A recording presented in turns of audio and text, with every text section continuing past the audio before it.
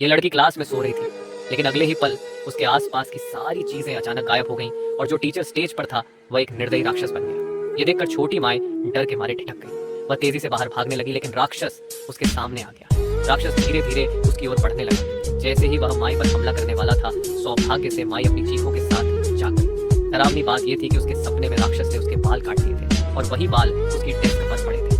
असल में ये राक्षस पहले इंसानों से एक समझौता कर चुका था कि जो भी वीडियो देखेगा उसे लाइक और फॉलो करना होगा, तभी वह उन्हें नुकसान नहीं पहुंचाएगा। डर से परेशान माई घर पहुंची, जहां उसके बॉयफ्रेंड ने बताया कि उसने भी उसी राक्षस का सपना देखा था। माई को यह बात बहुत अजीब लगी, लेकिन उसके बॉयफ्रेंड ने इसे सिर्फ आधी रात में माई ने अचानक अपने कुत्ते की आवाज सुनी। वह बाहर देखने गई और फिर घबराहट में कमरे में वापस आई, लेकिन उसने देखा कि कमरा अब एक नर्सरी बन चुका था। माई फिर से डर के मारे जाग गई। इस समय माई की चीख से उसका बॉयफ्रेंड भी जाग गया। उसने देखा कि उसका बॉयफ्रेंड पागलों की तरह झटके खा रहा था और उसकी बॉडी हवा में उठ गई। आखिरकार राक्षस ने उसे उत्तर पश्चिम में कहीं भेज दिया।